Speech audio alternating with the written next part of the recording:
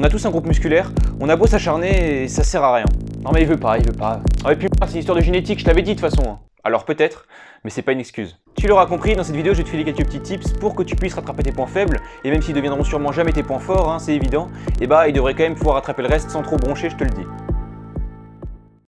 Bon déjà, avant d'attaquer le nerf de la guerre, il faut considérer vos points faibles, ils peuvent avoir plusieurs origines différentes. Et évidemment, ça peut être intéressant d'essayer de déterminer laquelle vous empêche d'avoir des épaules bien rondes ou des mollets à la Grealish. Attends, mais personne ne fait ça. Bon déjà, la première origine plausible de votre point faible, c'est évidemment le facteur génétique. Parce que déjà, avoir une mauvaise génétique à un muscle, ça veut un peu tout et rien dire. En général, on considère le domaine esthétique en premier lieu quand on dit qu'on a un point faible. Et en général, donc, c'est les muscles courts qui sont désavantagés parce qu'ils sont tout simplement moins volumineux de base, les fibres musculaires sont moins longues, ils prennent moins de place même au repos. Bon après évidemment tout dépend des goûts, parce qu'il y en a qui adorent par exemple le look du biceps court, qui ressemble un petit peu à une boule quand il est contracté. Mais évidemment c'est pas la seule raison pour laquelle on pourrait considérer qu'un muscle est un point faible. Parce qu'un muscle peut être également en retard au niveau de ses performances, c'est-à-dire qu'il a moins de force par rapport aux autres groupes musculaires avec lesquels il devrait avoir une force équivalente.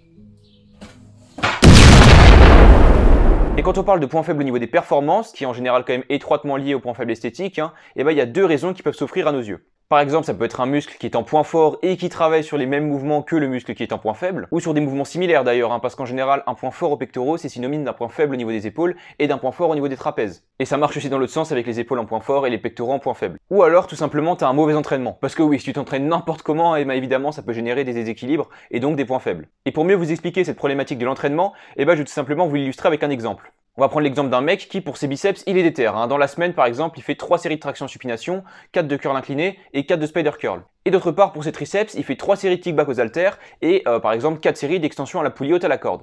Au bout de quelques mois d'entraînement, ce mec, il remarque qu'il a plus de progrès au niveau de ses biceps que ses triceps. Et attention, c'est là que ça va m'énerver. Il va remettre ça sur le dos de la génétique. Mais non, c'est pas la génétique! Mais cette personne fait fausse route. Déjà, on peut remarquer qu'il y a un déséquilibre au niveau du volume d'entraînement entre ses biceps et ses triceps, avec par exemple 11 séries pour les biceps contre seulement 7 pour ses triceps. Alors ça peut passer s'il a un point fort, même un bon point fort au niveau des triceps, mais sinon ça part sur un déséquilibre assuré. Et en plus de ça, on va jeter un petit coup d'œil au niveau de sa sélection d'exercices et on se rend compte que pour ses biceps, il a un exercice qui tire complètement profit de la relation tension-longueur et donc qui offre une tension mécanique incroyable sur ceci, les tractions supination. Et en plus de ça, qui est couplé à un exercice à forte tension d'étirement et un exercice à forte tension de contraction. Donc en gros, on a une stimulation complète du biceps et vraiment c'est parfait comme entraînement.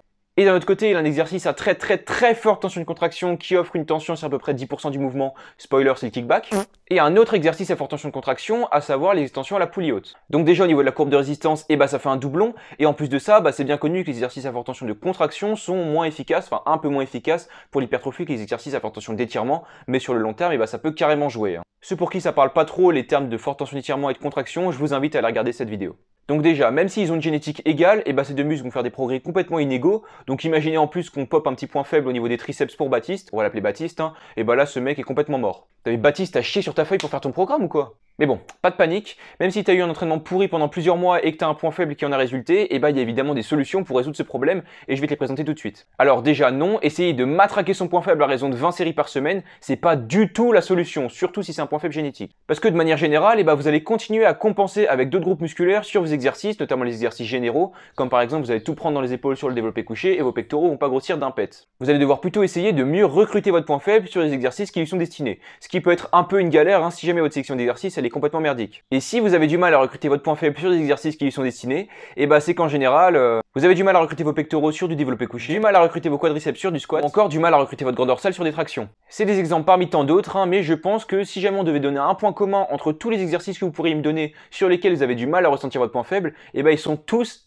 à forte tension d'étirement. Donc, de manière générale, si vous avez du mal à recruter un muscle, en gros à le sentir travailler un minimum pendant l'exécution, tout doit pas se baser sur le ressenti, mais c'est quand même un petit peu important, vous allez devoir plutôt vous tourner sur des exercices à forte tension de contraction. Parce qu'évidemment, comme je l'ai déjà dit, même s'ils sont un petit peu moins efficaces pour l'hypertrophie à volume d'entraînement égal par rapport à un homologue à forte tension d'étirement, tout simplement pour le même muscle, il vaut mieux le recruter correctement votre muscle et avoir un minimum de résultats, même sous-optimaux, plutôt que d'avoir aucun résultat parce que vous avez une section d'exercice qui est complètement pourrie. En fait, il faut voir les exercices à forte tension d'étirement un petit peu comme le Saint Graal. En gros, c'est l'exercice que vous utilisez seulement quand vous maîtrisez vraiment l'exécution et la contraction de votre muscle. Parce que oui, en plus, si vous vous obstinez à garder vos exercices à forte tension d'étirement chéris, par exemple votre bench le lundi pour vos pectoraux, le risque, c'est que vos points forts qui prennent tout le travail à la place de vos pectoraux, par exemple vos épaules, vos triceps, se développent d'autant plus et donc il sera encore plus dur de recruter vos pectoraux par la suite. Et en parallèle de ça, si jamais il y a vraiment un point fort qui prend tout le travail de ce muscle, et ben il peut être intéressant d'un petit peu baisser son volume d'entraînement à lui pendant la semaine pour pouvoir mieux se concentrer sur votre point faible et reprendre par la suite son entraînement quand le point faible aura rattrapé le retard. Là, tout ce qu'on vient de voir concernant la forte tension de contraction et d'étirement, c'est valable quelle que soit l'origine de votre point faible. Mais vous pouvez également, dans certains cas, augmenter le volume d'entraînement sur votre muscle, qui est un point faible donc, seulement si celui-ci est majoritaire dans sa fonction biomécanique de base. Allez, je vous ai perdu, je m'explique. On va prendre par exemple le cas des pectoraux. Ce muscle, en général, quand on va le travailler, son action biomécanique va être couplée de celle de plusieurs autres muscles, comme par exemple les épaules avec le deltoïde antérieur, ou encore les biceps sur les cas écartés, les triceps sur les développés, ou encore le grand dorsal sur certains mouvements de développé également. Donc les pectoraux sont loin d'être les seuls à intervenir, et donc il faut peut-être y réfléchir à deux fois avant d'essayer d'augmenter son volume d'entraînement, ce qui pourrait en fait tout simplement creuser l'écart. Et ça c'est aussi valable pour pas mal de muscles, par exemple les muscles du dos, ou encore les quadriceps au niveau du bas du corps, et surtout sur les exercices polyarticulaires. Mais si on prend le cas par exemple des biceps et triceps, lors des mouvements d'extension ou de flexion du coude, ces deux muscles sont ultra majoritaires biomécaniquement parlant. Donc en gros, vous avez quasiment pas de chance de compenser avec d'autres groupes musculaires en utilisant des exercices d'isolation. D'ailleurs, des bras, je vais en parler dans une prochaine vidéo, donc restez connectés. Et là, vous allez me dire que c'est pas comparable. Parce que pour les pectoraux, j'ai parlé d'exercices polyarticulaires, alors que pour les bras, j'ai parlé d'exercices monoarticulaires. Alors qu'en réalité, il ne faut pas penser comme ça, parce que par exemple sur les mouvements d'écarté pour les pectoraux, donc un mouvement d'isolation, un monoarticulaire, là vous ne pouvez pas dire le contraire, on a quand même une intervention non négligeable des biceps, mais également des épaules en fonction de l'exécution et des points faibles du pratiquant. C'est la même chose pour les mouvements de pullover, que ce soit aux haltères ou à la poulie haute, pour le grand dorsal, les triceps peuvent largement intervenir. Donc sur ces muscles qui sont difficiles à isoler, on va éviter dans un premier temps d'augmenter trop le volume d'entraînement, à part si celui-ci est vraiment insuffisant et que c'est la cause du retard. Mais si vous avez initialement dans votre programme 8 séries ou plus pour le muscle en point faible en question, là vous n'avez pas besoin d'y toucher tout de suite. D'abord on touche à la sélection d'exercices, donc on prend des exercices à forte tension de contraction en majorité, et on essaie de pas trop augmenter le volume parce que sinon en fin de séance avec la fatigue accumulée, on risque encore une fois de compenser avec nos points forts. Et par la suite, quand vous arriverez à mieux recruter votre muscle sur des exercices, vous pourrez quand même penser à augmenter progressivement le volume d'entraînement, mais pas avant.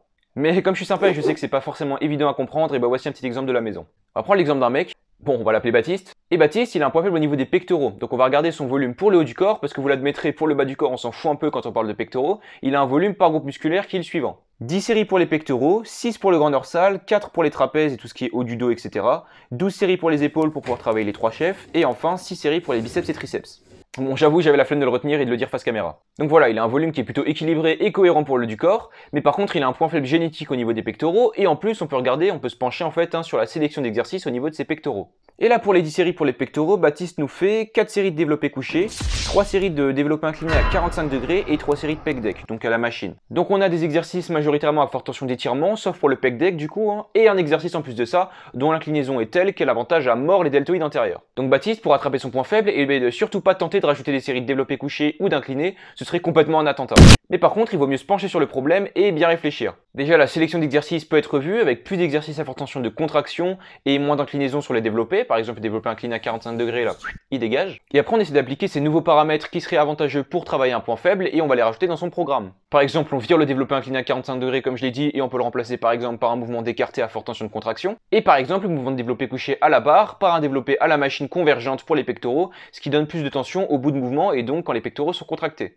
Donc toujours pour 10 séries, vous l'avez remarqué sans augmenter le volume, on peut cette fois avoir 3 séries développées à la machine convergente, 3 séries d'écartés sur un banc couché entre deux poulies pour un maximum de tension à la contraction, et 3 séries de pec deck. Celui-là il bouge pas parce qu'il est pratique. Après si ça suffit pas évidemment, en plus de ça, on peut baisser par exemple le volume sur les muscles parasites, par exemple les triceps et les épaules en l'occurrence pour les pectoraux, qui sont en général ceux qui prennent le plus de travail sur les mouvements de développé par exemple. Comme ça vos pectoraux rattrapent leur retard et après vous pouvez de nouveau les bosser normalement. Mais évidemment, après plusieurs semaines d'entraînement, s'il a bien progressé et qu'il arrive mieux à recruter ses pectoraux, il peut faire évoluer ce programme. Parce que par exemple, il peut faire à la place du développé à la machine convergente 4 séries de développés déclinés à la barre ou aux haltères, peu importe la déclinaison aidant à recruter les pectoraux. Mais également 3 séries de développés inclinés cette fois-ci à la machine convergente pour réintégrer doucement les mouvements d'incliné tout simplement, mais avec une tension à l'étirement qui est moindre et une tension à la contraction qui est plus élevée qu'avec des haltères. Et les 3 séries de pec deck, un classique tu connais. En bref, on réfléchit bien, on y va de manière progressive et on essaie surtout pas de régler son point faible comme un bourrin.